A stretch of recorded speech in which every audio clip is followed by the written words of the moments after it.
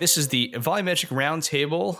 My name is Eric Azares from Dengenuity Labs, and today we have a special guest. We have Snehal Patel. He is a director, producer, technology enthusiast. He's here to talk about the creative process with working with new technologies, including volumetric. Snehal, welcome. Thank you. Thanks for having me. So right off the bat, Fearless Productions. So why Fearless? Well, I've had this name for decades. I've been calling my production company Fearless Productions for a long time, even internationally. I think as a young filmmaker, I learned that you should have some fear going into every project, and it should be scary. And then you have to power through that and make the impossible possible. Whatever's in your head, trying to recreate that story through a production. And that production can involve, for me, a lot of times it involves not just filming, but also visual effects. So it's about mixing all of these techniques and technologies together and just not being afraid to try stuff and make things happen and push until you get the product that you want and not be scared to do it. So that's the trick behind the name, is really just a lesson I learned when I was much younger in terms of how to kind of treat this profession. Filmmaking is an art form, so it's a young art form. It's not very old. And a lot of people have tried lots of amazing things, but there's so much more out there for us to do. But not just that, also just, rote storytelling itself, going from a script, which is a blueprint, to actually filming with real actors where everything comes alive and then editing it together. That's a scary proposition. And that's why a lot of people maybe try and fail at it. But then if you can get through it and you can tell the story, then you achieve something. And I think that's the trick at the end of the day, is not being scared to do it and just keep going with the process until you get the result that you want. You said something very interesting. You said that the art of filmmaking is, in the grand scheme of things, relatively new. If you're talking about the timeline of humans, everything from spoken word to the written language to poems and songs, I guess filmmaking has only been around for over 100 years. We have the Academy Museum here in Los Angeles, but even when I was in Frankfurt, Germany, visiting, I think a few years ago, they have a museum over there for filmmaking as well. And it's the same thing. You start off with the same light from the cracks of the window, or you're building onto a wall that's opposite and you see an upside down image, or, the spinning device that has a moving image like a guy on a horse, and you look through the slats. Zoetrope. Yeah, a zoetrope. Exactly. All these little devices and stuff. There was a long development time from that to celluloid, right? And then from celluloid to now, it's a very short period of time. So we've just figured out filmmaking as humans. So it's a very new art form in comparison to almost everything else: sculpture, painting, right, mixed media, architecture, design. All these things have been around for a lot longer. Even the still image was around for a while before we had moving picture. It's a new art form, that's for sure. And I think working on the technology side, like you are and others that we know, and myself, trying some of the new stuff, right? The new tools that a lot of people might not have access to. And I think this podcast is a very good moniker of that. Volumetric filming. It's still difficult. It's still expensive. The cheap stuff does not look good. Intermediate stuff requires a lot of cloud processing and AI to enable tools. And the expensive stuff is still difficult to do. So people that can crack the code and make it happen, you're a step above. And now you have this tool that can be very useful.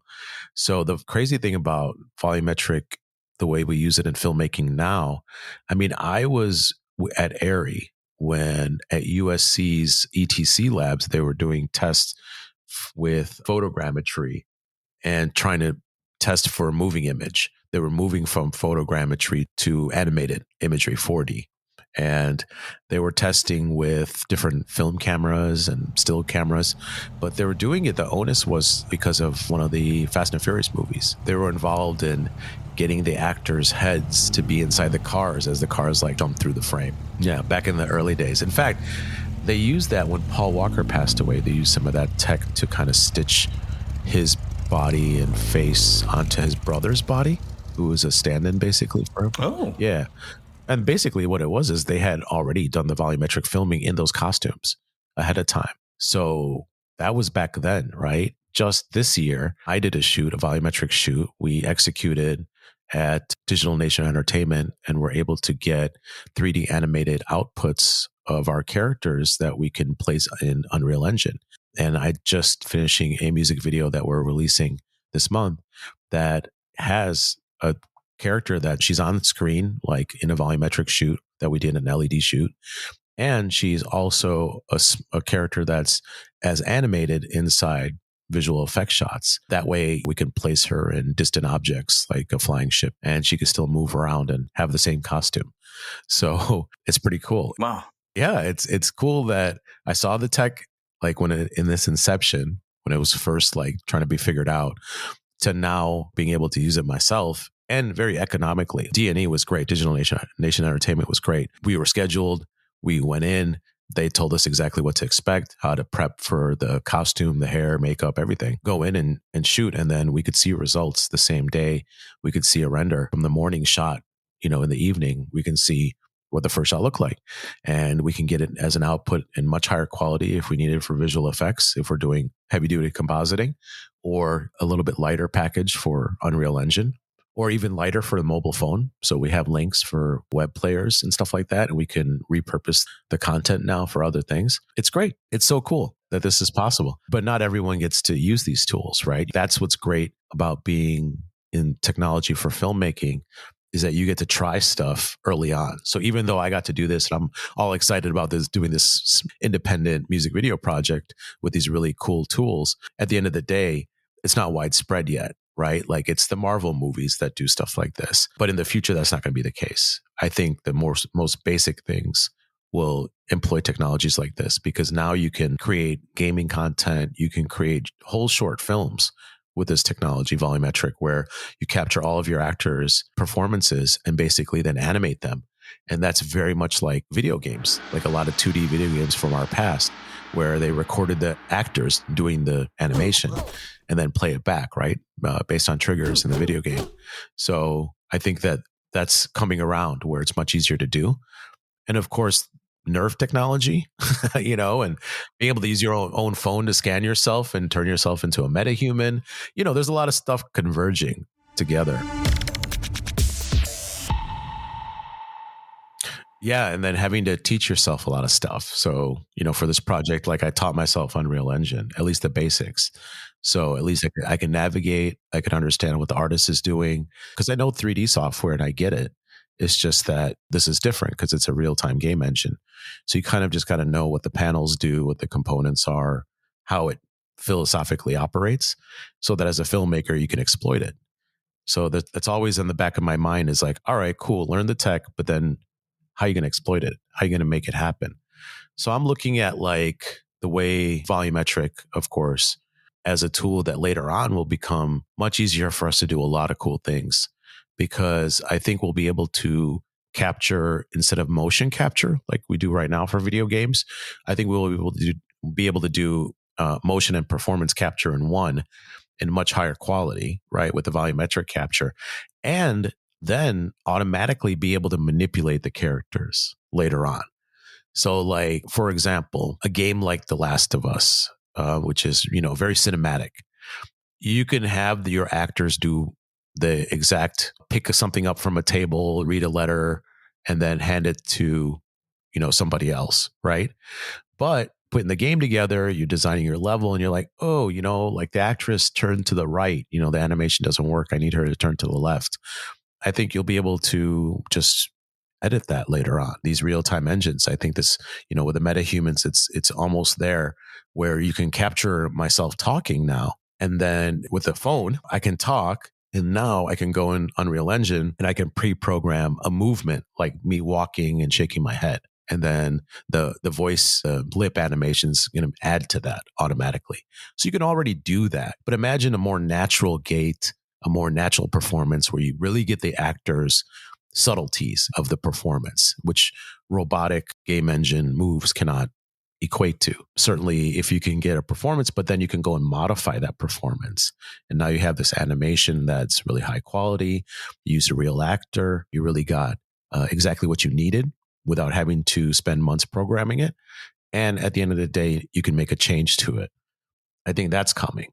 And when that happens, then I think our games are going to start to look a lot better. Those interactive experiences, which then means that AR could look better, which means that now you could do advertising differently, which now means you can move into that era of, Minority Report. When you go to a store for shopping, there's not a greeter, but a virtual greeter. We've already seen that before, like where screens recognize you and they see that you're, a male that's like 5'7". So they say, "Hey, how's it going? We have a special on shoes today with lifts," So that's already there. We already have that. So imagine that you don't have the screen anymore. What you, myself, and Denny from Dengenuity Labs always talks about, which is holograms. Holograms will be everywhere. When I look at technologies, I don't look at it as like, oh, well, we just have to use this just to use it. I look at it like, okay, well, what's the storytelling device? How is this going to make it better and easier to do? So this last project that I did, Project Chimera, which we're releasing the music video this month, it's finally finished. It took forever, but it's because we did complicated in-camera visual effects using virtual production technology and volumetric filming. So, like I said, we had some characters in our backgrounds that we created in our Unreal world that we created that were captured ahead of time with the volumetric capture. And then we created Unreal Engine environments for our actors, real actors, to play in. But we treated it, because we didn't have a huge Disney budget, we had a modest independent budget. We treated it more like rear projection, where you at least know what you're going for, right? Like you can't build a world 360 all the time. That's expensive and time consuming to do even in Unreal Engine. But we can build a world, and we built like a 3-mile track of land essentially, so we can get a really epic, wide angle shot, certainly of our city that we created. But we were doing a cyberpunk themed music video with action sequences and also dance.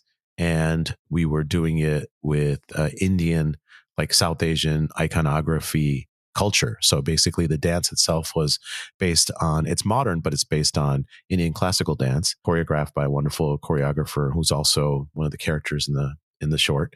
And then we added with that action sequences, like a motorcycle chase scene, lasers firing, flying ship and stuff like that on top of it, and layered it on that. So it's complicated. If we did visual effects, then you have to shoot green screen and spend a lot of time in post, basically putting that imagery together. If you do it in camera, there's a lot of benefits. My aim was to see if this shooting on an LED volume, if it makes sense and if it can work for this project, and do I really get what I need in camera? And there's multiple levels of volumetric filming, as you might well know. And there's multiple types of stages, and they're all different expenses, from $6,000 a day to $75,000 a day. So you got to figure out what you need to exploit, what kind of shots you're going to have, and which technology makes the most sense.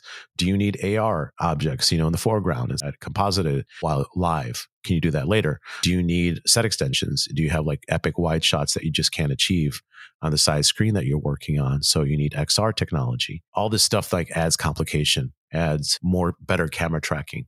So even though we're a Fuse technical group, we're using Fujinon Premista zooms, which have metadata. We're still using a Stipe system that takes a lot of time to calibrate. And the more precision you want for stuff like set extensions and AR, the more time that is required for calibration and testing. And I'm talking days. I'm not talking hours. So we had to make choices and figure out what we really wanted to do. And I think one of the smart things we did is we got 3 RED cameras, Komodos, 3 Premista zooms with different focal lengths that we switched between. So we had them on different setups. We had one on a Sisu robot arm. We had one on a dolly, a Fisher dolly, number 11, and then one on tripod/handheld, which was the wide angle. And just switched between the camera systems. We were able to quickly, in a matter of like 10 minutes, switch systems and go live and keep going. And I think that helped us a lot to move quickly, because, you can only have one frustrum at a time if you want to, move quickly. You can have 2 frustrums where you have 2 viewports, basically 2 different cameras, 2 different angles. But it's a lot of processing power. And then if you have animation going on in your Unreal environment, it might slow things down. So there's a lot of there's a lot of things you got to worry about, right? Like you're not always working with like a static image in the background. When you're moving things around, it gets more complicated. That's why we had the Sisu robot, is to add movement, because we had a Cybercycle, which was an electric motorcycle, tar form electric motorcycle, and we weren't moving it on set, so we moved the camera instead, and we were able to program those moves with the Sisu to do certain things to match up with what the animation is doing in the background. So yeah, it helped out quite a bit. Amazing hearing about just the mix of different technologies working in a volume, virtual production, LED walls, robot arms, dollies, and metadata. So Chimera is a female monster from Greek mythology with 3 different body parts: a head of an eagle, body of maybe a lion, and then a serpent's tail. Eagle, lion, serpent. Multiple beasts coming together to form one. So we have a story that has 3 female characters that are in a triangle, and it's their relationship is told through dance.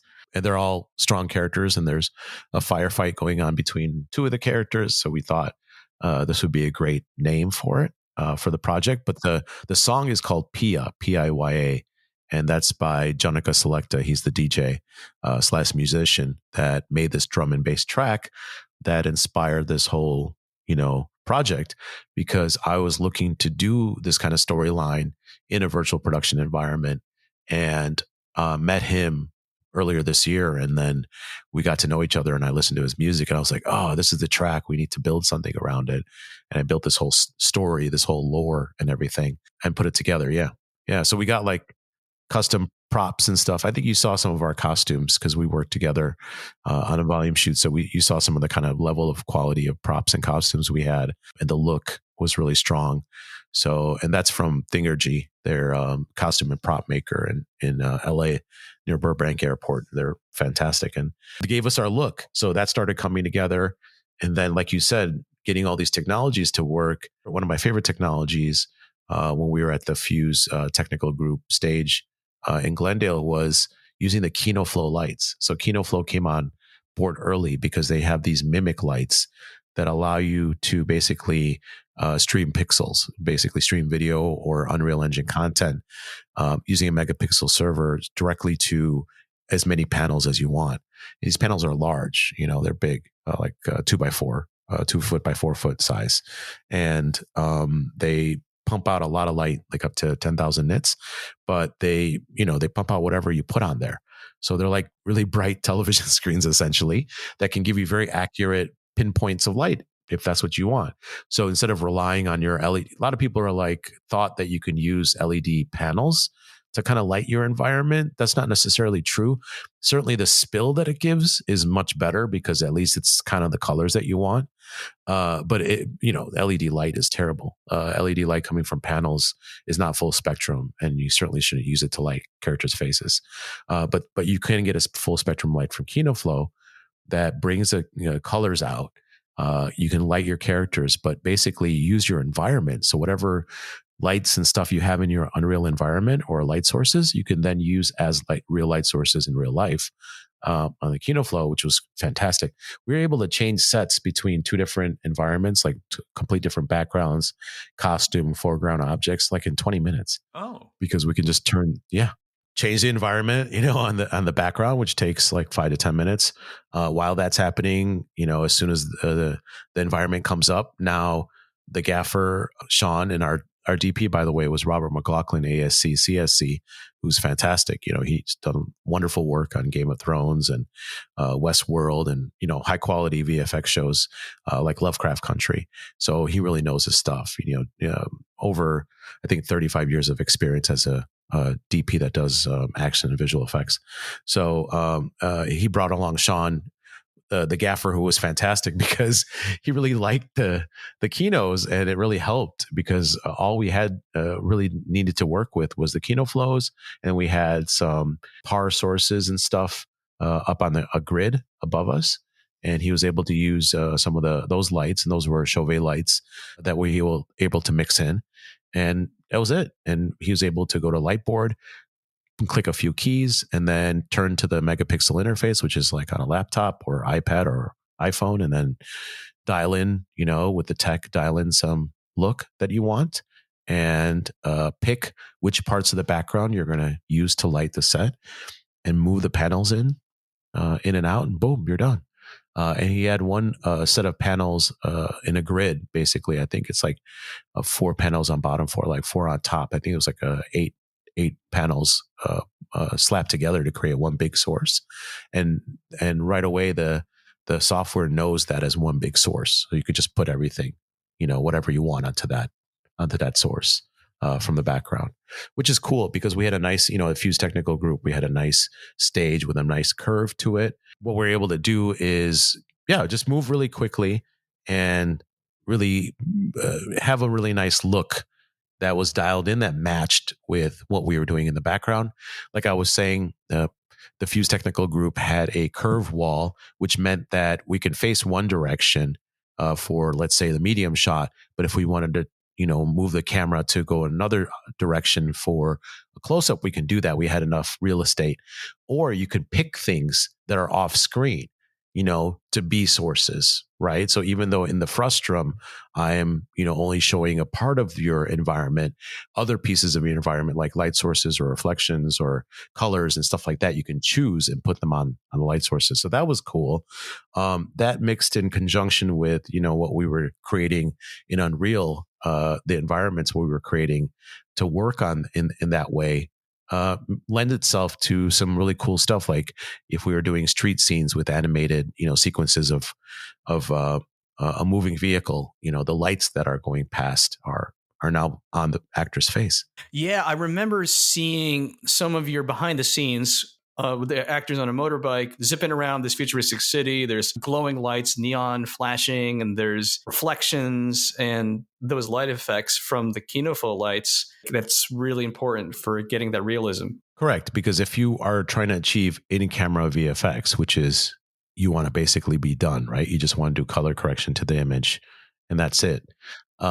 Then this is really important for you to get that right and test it ahead of time and try things out. So we tested the robot arm and the environments and the motorcycle stuff like twice before we even shot. Just to make sure that we can get something out of it that's usable, that can work. The more time you spend with it, the more complicated stuff you can do and more interesting things you can do for sure. So yeah, it's just a matter of putting all these things together. And then you have to be prepared for post. So what you want to do is also still, like you do with visual effects, is still get metadata. So you want the characteristics of the lens, you want the distortion characteristics, you want the focus and iris and zoom data in real time, time coded, so that you can match it up with shots if you need to do composites later. In this case, the Premista zooms have Zeiss XD technology. So there is a box that you can get from Stipe, for example, that allows you to read the data. So you don't have to add encoders to the lens. So you can read the data from the lens, amalgamate the Stipe lens calibration, which includes distortion characteristics, centering, sensor offset, all that stuff, and amalgamate it frame by frame. And it does it automatically in Unreal. So you don't have to even do it anywhere else. So it's just automatic as you record the shots in Unreal. It's kept for you. If you prepare for it ahead of time, you can then exploit them and use them. And I think that's really wonderful about doing this project is, we just had a chance to go over all the different pieces and think about it and make sure we knew what we were getting into. Now, could I have used other stuff? Yeah, I wish I could have used a stage that had floor LEDs, for example, which is an expensive proposition and requires a lot of work and time. And also have AR objects. So if we had figured out things like moving, like we had a shot with the field. So if I could have had flowers moving in the foreground while we were shooting and not having to composite that later, that would have been cool, to be able to do that. Floor LEDs would have been nice so I could show more feet and more floor because we are doing dance.